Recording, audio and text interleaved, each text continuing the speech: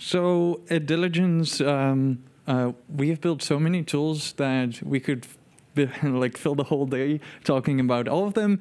But I'm just going to talk about one of them, and I'm going to explain you like the basic function of what its like intention is, and then after all the lightning talks are done, you can come by and then try out this super cool tool called Scribble.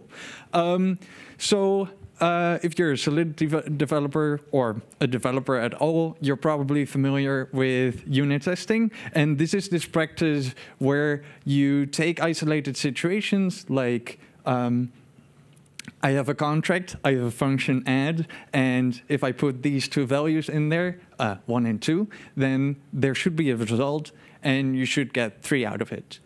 I don't know about you, but I think writing unit tests is kind of boring, and it takes a lot of time. You need to go through tons of edge cases, and it's also really easy to miss something, and this is why these tools like fuzzing and formal verification are so cool. But there's an underlying principle to starting this process of fuzzing property-based testing, and this is the use of properties.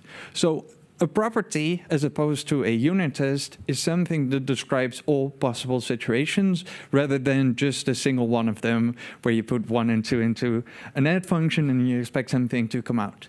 So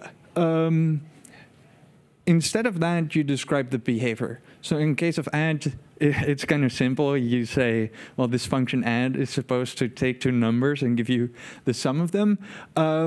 But you can do much more interesting things. So for example, if you have a sort function, you can say that the result should be, well, a sorted list, and that list is actually a permutation of the original list, because otherwise, like, sort could just always return an empty list, and this is also not what you want. Let's see. Oh, so to apply this idea of property-based testing, you don't actually need a special tool. You don't need formal verification. You don't need a fuzzer. You can already apply it just kind of like in a testing-based approach. And this is kind of, I know it's Python and not Solidity, but this was kind of shorter. You can do this with just like the language that you're using. So this is an example in Python of the exact property that I just described. For simplicity, I made like 2 simple functions for sorted and permutation. And all that you need to do now, after you've written this function, is call it a few times with different lists, and then you've tested a whole bunch of cases without having to come up with a lot of edge cases. It's and there's a few ways to make this more easy. So what I just described, where you come up with the edge case, like this, the cases yourself, that would be parametric unit testing. With fuzzing, you ask a tool to come up with the edge cases for you, and then with with verification, there's some more like mathematical type reasoning about it. So Scribble is a tool to make this property-based testing or writing properties a lot easier than what they would be if you would just have to write them in pure Solidity. So it's a specification language, which means, oh, this is kind of botched.